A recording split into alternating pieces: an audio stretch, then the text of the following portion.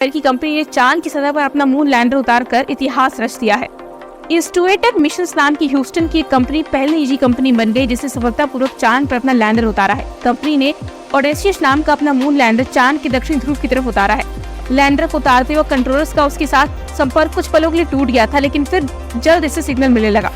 Odysseus को बीते सप्ताह फ्लोरिडा के केप कैनावेरल लॉन्च स्टेशन से छोड़ा गया था और ये यान 3,84,000 किलोमीटर की दूरी तय कर चांद तक पहुंचा है। ये केवल कंपनी और कमर्शियल इस्तेमाल के लिहाज से ही नहीं बल्कि अमेरिकी स्पेस कार्यक्रम के लिए भी महत्वपूर्ण उपलब्धि मानी जा रही है।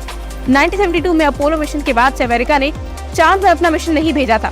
करीब 5 दशक बाद पहली बार इंस्टूएटेड मशीन ने रिकॉर्ड तोड़कर अपना ओडेसियस लैंडर चांद पर उतार दिया है।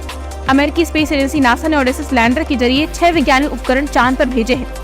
लैंडिंग से ठीक पहले कंट्रोलर्स के सामने एक बड़ी मुसीबत आ गई थी, जिससे इस मिशन के नाकाम होने का खतरा मंडराने लगा। चांद की सतह से ओडेसियस की दूरी और उसकी गति का आकलन करने वाले जो लेजर यान में लगे थे वो सही तरीके से काम नहीं कर रहे थे। इससे मिशन की सफलता को लेकर संशय बढ़ने लगा था।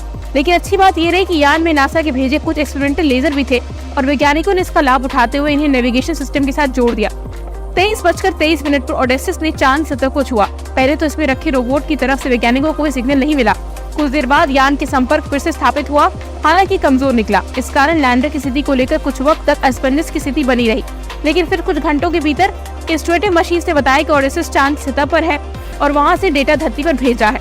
ओडेसियस चांद के दक्षिणी ध्रुव पर 80 डिग्री साउथ की तरफ उतरा है। ये पहला यान है जो अब तक इस ध्रुव के सबसे करीब पहुंचा है। ये वहाँ 5 किलोमीटर ऊंची पहाड़ियों वाले मेलापार्ट के पास एक क्रेटर के नजदीक उतरा है। ये वो इलाका है जहाँ अमेरिका अपने मानव मिशन के तहत अंतरिक्ष यात्रियों को उतारना चाहता है।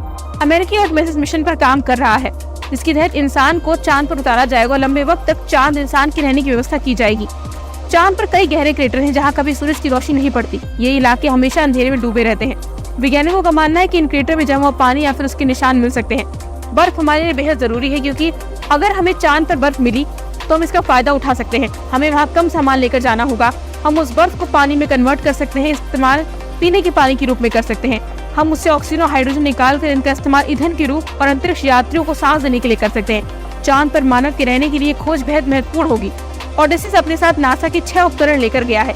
ये उपकरण चांद की सतह पर धूल का भी अध्ययन करेंगे।